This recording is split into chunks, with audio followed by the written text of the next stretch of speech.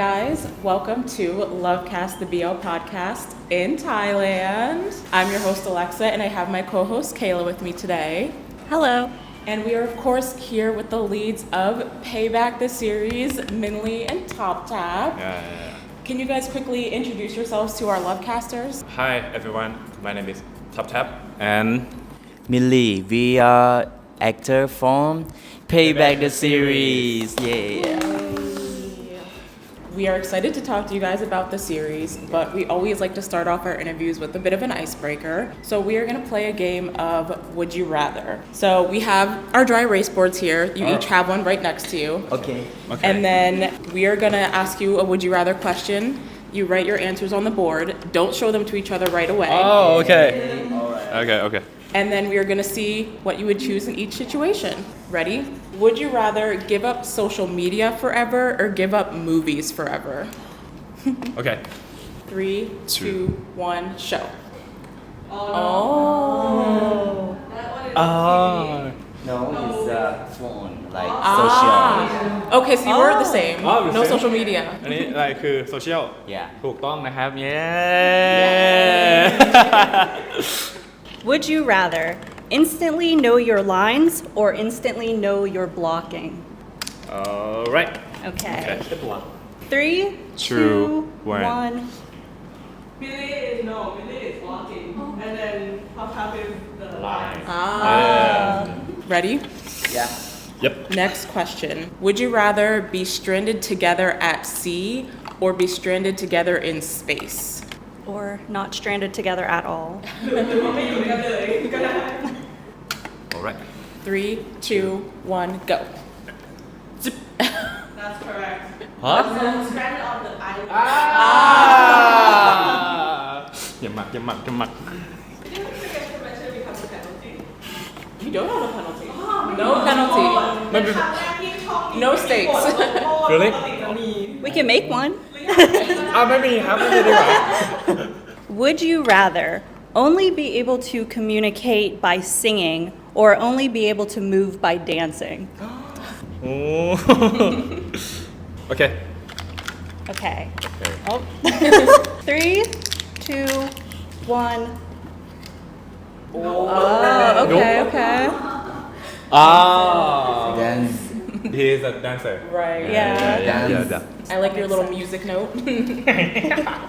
Okay. Already. Would you rather have free meals for the rest of your life or free travel for the rest of your life? Okay. Ready? Ready. 3, 2, 1, show. Ta-da. Yeah. Food. Food is always a priority. Yeah. This next one is really fun. So, would you rather wear your worst outfit to a special event or wear your worst hairstyle to a special event? It's hard. I don't know. 3, 2, 1. Both of the outfit. The outfit, I think, if have a bad outfit, like more attitude, like ถ้าเกิดแบบ You have to wear it right. ถ้าเกิดว่าใส่อะไรเงี้ยครับถ้าเกิดรู้สึกว่าแบบมันไม่เข้ากับตัวเองอะให้ใส่ attitude เข้าไป I feel like you can pass anything off as fashion if you try hard enough. อยากเรียกว่าเป็นแฟชั่นได้หมดเลยเพราะว่าแบบถ้าเราพยายามไปที่สุดเราถึงนะ แต่ว่าทุ่งหูมาได้ He said but the hair can't say that. ถ้าหน้าตาเราดีใส่ชุดอะไรก็ได้ครับ โอ้ he said that if the face is good we can wear anything Yeah. Okay, true. Speaking from experience. I agree.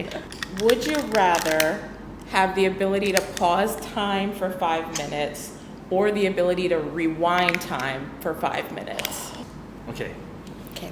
3, 2, 1, go. This one's the time stop this one's the rewind Time rewind. I actually don't know what I would choose. ถ้าเราย้อนเวลาได้เราก็จะรู้ว่าอะไรจะเกิดขึ้นแล้วก็เลยย้อนกลับไปถ้าสิ่งไม่ดีมันจะได้ห้ามได้ทัน If we can like be able to rewind time we can probably stop the bad things from happening That's true. Yeah. That's true. Yeah. ถ้าเกิดเราหยุดเวลาได้5 นาที เราสามารถจิกตังค์ออกได้ If we can stop time for 5 minutes we could probably steal some money out of top Priorities. Okay. Yeah. Okay, last one. Would you rather master one language in 1 second or master one instrument in 1 second? โอเค 3, 2, 1. Nope. Languages and instruments. I can be like translator Yeah. Yeah. make some job Yeah. Why instrument? เพราะว่าก็จะได้เล่นดนตรีบางทีดนตรีมันอาจจะทำให้ความรู้สึกมันเปลี่ยนได้แบบเหมือนถึงเข้าใจความรู้สึกในตอนนี้อะไรเงี้ยเราสื่อความรู้สึกด้วยการเล่นดนตรีมันไม่มีภาษาตายตัว Oh, it's very poetic. เพราะว่าอะไรนะ บอกว่าโอ้โหรู้สึกดีมากเลย Okay, well, that was all for our icebreaker game. So I Okay. feel like we got to know you guys a little bit more. Now we are going to get into some questions about the show. okay So the first question we have for you, Payback the series is adapted by a very popular Korean webtoon of the same name, of course. Did you guys feel any pressure stepping into an adaptation of a story that is so well loved by its fans? กดดันครับก็ค่อนข้างมี pressure ตอนช่วงแรกๆเพราะว่าเราอ่านเว็บตูนด้วยแล้วก็รู้ว่าแฟนคลับอะไรเงี้ยของเรื่องนี้เยอะมากอะไรเงี้ยครับแล้วก็รู้สึกว่าต้องทำให้ดีที่สุดเท่าที่ตัวเราจะทำได้อะไรเงี้ยครับใช่ ก็สำหรับผมก็คือมันกดดันมากๆครับกดดันมากๆเพราะว่าด้วยความที่เขาเป็นการ์ตูนที่มีคนรักเยอะมากๆเราจะทำยังไงให้เซตติ้งหรือว่าการที่เรานำเสนอตัวละครมันออกมาดีที่สุดแล้วก็พวกเขาดูแล้วจะรู้สึกชื่นชอบมากที่สุดนะครับแต่สิ่งที่กดดันมากกว่าก็คืออย่างผมต้องแบบลดน้ำหนักลงมาด้วยใช่มีลดน้ำหนักลงมาด้วยแล้วก็มีการเรียนการสื่อสารเพิ่มขึ้นเพราะตอนแรกผมพูดไม่ชัดก็เลยต้องพูฟตัวเองขึ้นมาเยอะมากๆใช่ครับก็เลยกดดันมากๆแล้วยิ่งเป็นตัวละครอย่างผมเล่นเป็นเจอย่างเงี้ยตัวละครนี้มีคนรักเยอะมากใช่ครับผมก็เลยกลัวว่าผู้ชมเนี่ยเขาจะผิดหวังหรือเปล่าเนี่ยแหละครับก็กดดันแต่พอเราได้ทำงานกับพี่มินอย่างเงี้ยหรือว่าทำงานกับทีมงานที่เขาแบบมีคุณภาพเราก็รู้สึกว่ามันก็ดีขึ้นที่เราได้แบบรู้จักพี่มินด้วยแล้วก็รู้จักทีมงานทุกๆคนมันทำให้เราแบบว่ามั่นใจที่จะทำมันไม่เครียดแต่ว่ามันมั่นใจมากขึ้นและแรงกดดันมันก็ทำให้พวกผม2คนอย่างเงี้ยเต็มที่กับการทำงานมากขึ้นครับ So we were going to ask if you guys read the webtoon as well. So Minlee, you said you were a fan. TopTap, did you read the webtoon also? ของผมอ่านครับผมอ่านเพราะว่าเราต้องทำตัวละครด้วยการที่เราจะรู้จักใครสักคนเราต้องไปอยู่ในโลกของเขาก่อนผมเลยต้องผมอ่านประมาณ2รอบครับ2รอบก็รู้สึกว่าท้าทายแล้วก็ยากมากครับเพราะว่าตัวละครเขามีหลายเซกชันมากเขามีทั้งอดีตปัจจุบันแล้วก็อย่างเช่นเวลาอยู่ในกองเนี่ยครับมันจะมีการเปลี่ยนผมก็คือแต่ละสีผมอะทรงผมอะไรเงี้ยเขาจะคาแรคเตอร์ไม่เหมือนกันซึ่งมันยากตรงที่1วันที่เราต้องถ่ายในวันนั้นอะสมมติเรามีเปลี่ยน3ผมเราก็ต้องเมนเทนคาแรคเตอร์แต่ละคาแรคเตอร์ให้ต่างกันในช่วงระยะเวลา Kayla and I were actually talking earlier about how we felt like all of the hairstyles suit you very well. บอกว่าทรงผมอะทุกทรงเลยเหมาะมาก Oh thank you so much From what we've seen from the series so far, there are a lot of dark storylines, I would say, a lot of intense action scenes, stuff like that. So what type of workshops did you do to help prepare for the action sequences? acting workshop มีติ้งด้วยแอคชั่นก็มี action workshop Thai language workshop Thai class and Muay Thai class ส่วนพี่มินก็จะเยอะที่สุดเพราะว่าด้วยความที่พี่มินเขาเป็นซันเขาจะเป็นตัวดำเนินเรื่องเขาจะมีทั้ง acting ต้องสูงมากๆเพราะว่าอย่างที่บอกครับก็คือพี่มินเขาจะผ่านแต่ละช่วงเวลาใช่ซึ่งเขาอาจจะเจอเสียใจแล้วอีกต่อไปก็ต้องยิ้มแล้วอะไรอย่างเงี้ยใช่มันจะยากมากๆแล้วก็ส่วนเรื่องที่เยอะที่สุดก็คือแอคชั่นเพราะว่าพี่มินจะบู๊ค่อนข้างเยอะใช่ครับแล้วก็เขาไม่ใช้สแตนด์อินด้วยใช่อันนี้คือเขาเล่นคนเดียวหมดเลย That's a lot of effort. I think this is my first the movie the series so I don't want to use some stuntman I want to play by myself เป็นอีกเป็นอยากให้เก็บเป็นความทรงจำแล้วก็อยากพัฒนาตัวเองต่อไปด้วยครับมันก็เลยแบบอยากเล่นเอง Get like the full experience. yeah Did you take inspiration from like characters and other forms of media to kind of create and get into your own characters in this series? ของพี่น่าจะเป็นซันเลยน่าจะเป็นแบบยูฮันเลยครับเพราะว่าเหมือนด้วยตัวยูฮันคาแรคเตอร์ตัวยูฮันเนี่ยเขาอธิบายไว้เยอะอยู่แล้วทั้งในนิยายแล้วก็ทั้งในตัวการ์ตูนด้วยผมอ่านนิยายหมดเลยซึ่งเขาจะอธิบายแบบลักษณะท่าทางวิธีการพูดจาหรือว่าวิธีการตอบโต้ reaction ของยูฮันเนี่ยครับเขาอธิบายได้อย่างชัดเจนเราก็เหมือนแบบตีความจากตรงนั้นมาเพื่อเอามาแสดงกับตัวเองครับโอเคครับก็ของผมเนี่ยไม่ได้มีเล็บแบบตายตัวขนาดนั้นแต่ว่าเราจะดูบุคลิกจากอย่างเช่นอเมริกันไซโคอย่างตัวเขาจะมีความที่ด้วยความที่เจเขาเป็นคนไม่เชิงไซโคพาธแต่ว่าเขาเป็นคนที่แสดงออกอีกอย่างหนึ่งทั้งที่เขารู้สึกอีกแบบหนึ่งใช่อเมริกันไซโคผมรู้สึกว่าตัวละครที่พี่เขาเล่นเขาเก็บความรู้สึกเก่งใช่ครับก็เลยดูจากตรงนั้นมานิดนึงส่วนที่เหลืออื่นๆผมอ่านการ์ตูนแล้วก็ตีความตัวละครกับครู acting เอาแล้วก็พ่วงกับด้วยเพราะอยากให้เป็นเวไหนว่าเราจะถ่ายทอดออกมาเพราะว่ามันอะแดปเป็นความเป็นไทยเข้าไปด้วยครับใช่ก็เลยต้องคุยพ่วงกับครู acting อะไรเงี้ยก็ต้องคุยกันแต่ก็ต้นแบบที่เห็นได้ชัดก็เป็นอเมริกันไซโคจริงๆเจแบบก็ขี้แกล้งเฉยๆป่ะขี้แกล้งเป็นคนหยอกคนเงี้ยแบบหยอกจู่ๆก็แบบเข้าไปอย่างเงี้ยแต่ก็เป็นคนแบบขี้แกล้งเป็นคนอาจจะไม่ถึงขั้นไซโคเนาะแต่ว่าเหมือนดูแบบเป็นเลฟเอาไว้อะไรอย่างเงี้ยใช่เพราะไม่ใช่ไซโคแต่แค่เป็นคนเก็บความรู้สึกเก่งเป็นฟีลแบบแกล้งขี้แกล้งแกล้งแล้วมีความสุข That kind of segues perfectly into our next question. Can you each tell us a little bit about your characters Sun and Jay? ก็ซันนะครับเคยเป็นนักเลงละกันนักเลงคนหนึ่งที่แบบไปเป็นแก๊งทวงหนี้นอกระบบก็เขาก็เป็นคนห้าวๆเป็นคนแบบลุยบูใช่เป็นคนลุยและเป็นคนบูด้วยแต่ว่าเขาอ่ะก็มีเหตุการณ์หนึ่งที่เกิดการสูญเสียครอบครัวครับผมก็ทำให้เขาเปลี่ยนจากคนไม่ดีเขาเรียกว่าอะไรคนไม่ดีหรือเปล่าแบบธุรกิจสีเทาอะไรเงี้ยกลับกลายมาทำเป็นคนที่ทำธุรกิจแบบไม่ทำอาชีพแบบสุจริตก็คือรับจ้างทั่วไปอะไรเงี้ยเพื่อใช้หนี้ให้ตัวเองนี่ครับก็คือมันก็จะมีจุดเปลี่ยนของตัวละครนี่แหละที่ทำให้นิสัยเขาเปลี่ยนไปด้วยอะไรเงี้ยครับเพราะว่าการสูญเสียมันทำให้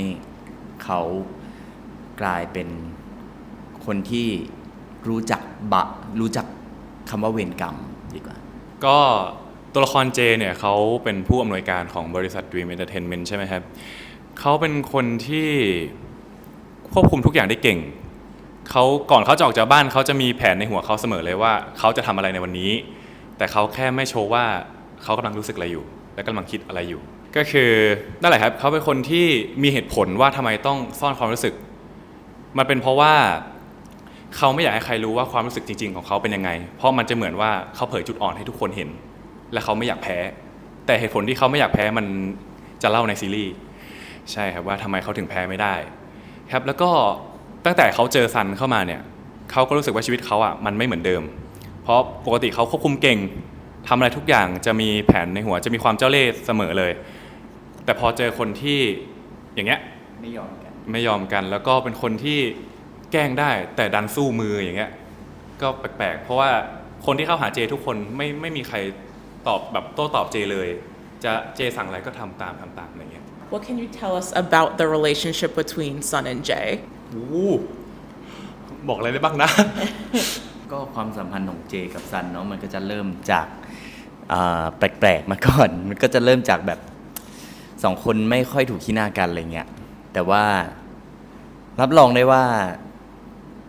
มันจะค่อยๆมีสิ่งที่งอกงามดีขึ้นเหมือนถั่วงอก ถั่วงอกดีไหมถั่วงอกได้ดอกไม้ที่เบ่งบานถูกต้อง ก็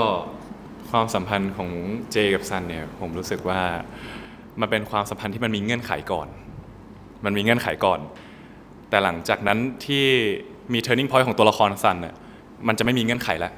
มันจะกลายเป็นความรู้สึกจริงๆของเขาที่เข้ามาแลกกับความรู้สึกของผมเหมือนกัน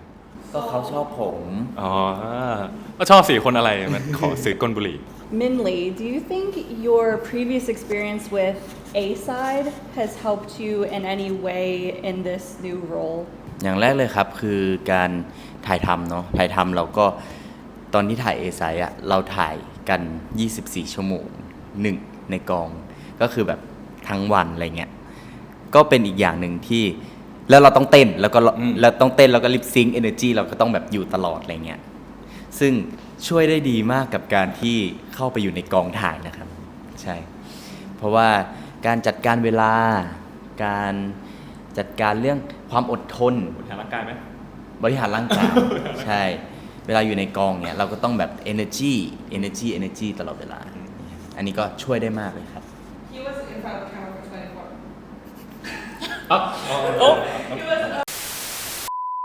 TopTap, we have a similar question for you. Okay.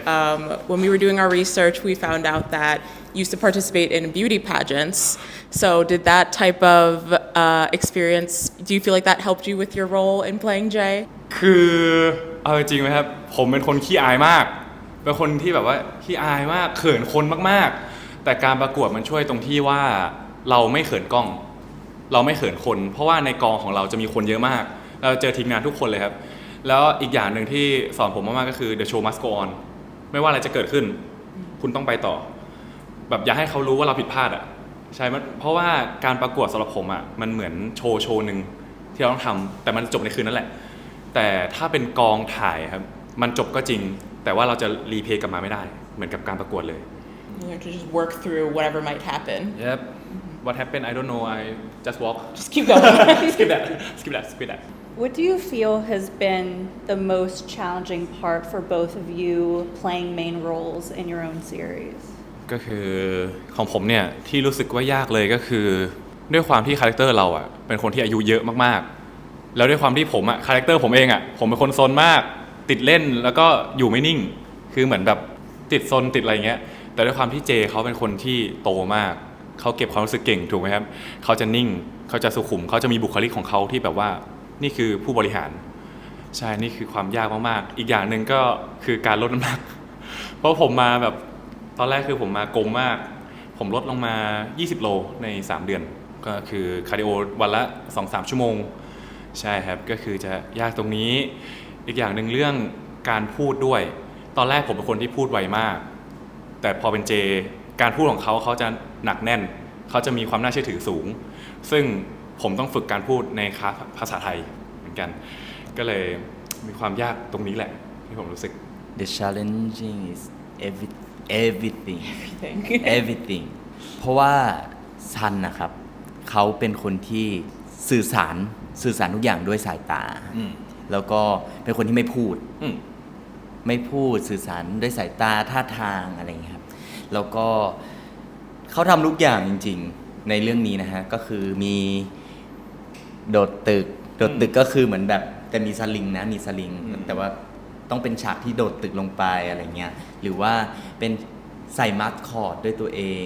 บู๊ใส่มัดคอร์ดหรือว่าแบบโดนลุมกระทืบอะไรอย่างงี้หรือว่าบู๊หนักๆใช่ถึงการแบบควงมีดแล้วก็การขู่การนู่นนี่นั่นอะไรเงี้ยครับก็ต้องมันยากหมดเลยมันเป็นสิ่งใหม่ที่ผมไม่เคยทำคาแรคเตอร์ใช่ตรงข้ามกันหมดก็เลยรู้สึกว่าสิ่งที่ยากที่สุดคือการเล่นเป็นคาแรคเตอร์ซันเนี่ยนะครับเหลือแต่ดำน้ำซันยังไม่ได้ดำ The only thing that Sun hasn't done yet is diving. Well, I guess we'll see in the upcoming episode. ไม่ผมแอบกระซิบบอกเลยไหมว่าการควงมีดซีนเดียวของพี่ซันอ่ะเขาใช้เวลาฝึกแค่เดือนเดียวเพราะมีเวลาแค่นั้นเลยที่เป็นท่าเนี่ยครับฝึกจาก YouTube ครับพวกควงมีดเขาฝึกเองเลยครับควงมีดโอ้ว้าวแล้วก็เอาไปขายพุ่มกับว่าอยากลองทำหลายอย่างให้เขาดูแล้วก็เราไปขายว่าเขาซื้ออันนี้ไหม คือเราฝึกแล้วเราฝึกแล้วก็เอาไปขายร่วมกับว่าท่านี้เวิร์กไหมท่านี้โอเคไหมอะไรเงี้ย YouTube can teach you everything is what I'm hearing What was the most fun part of this whole experience? มี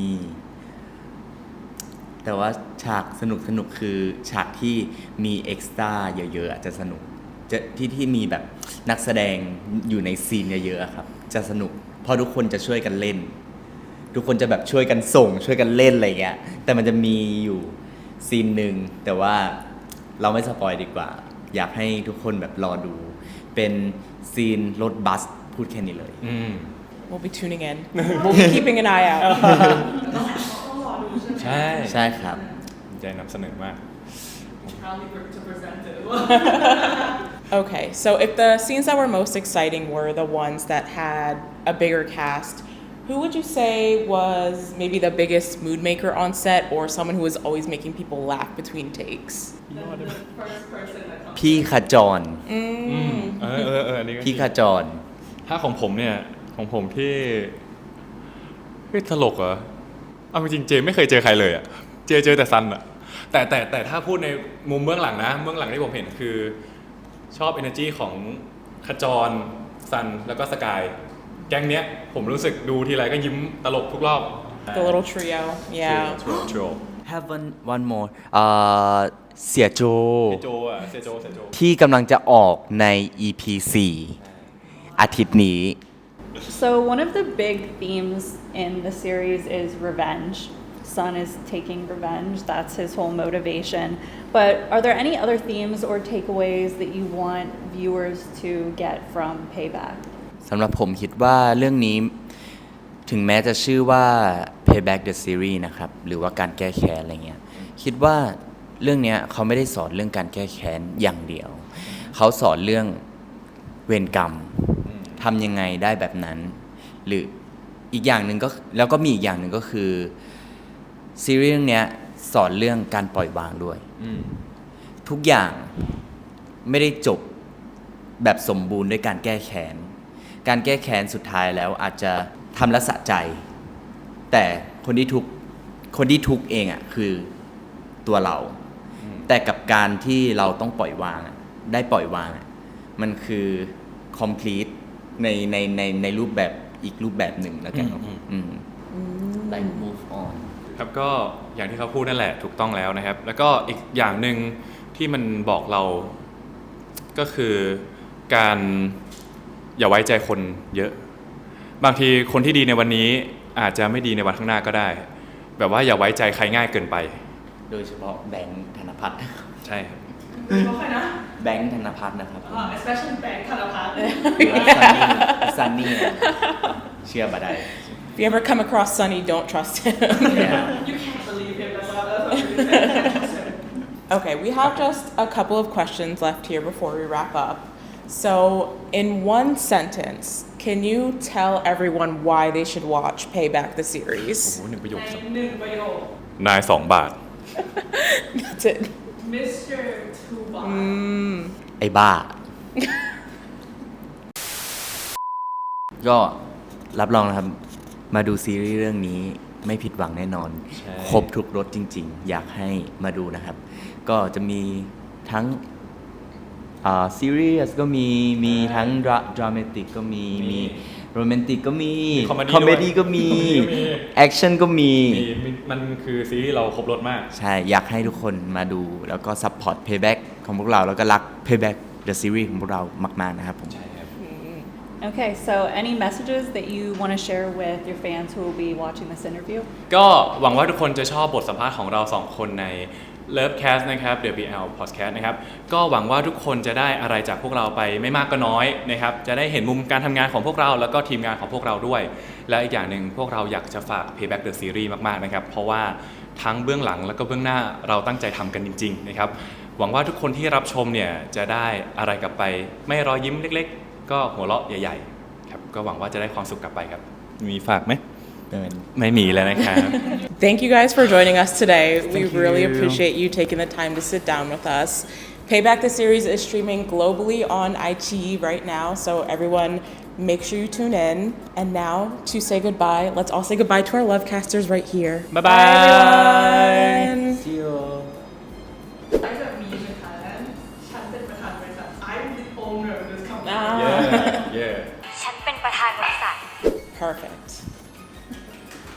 yeah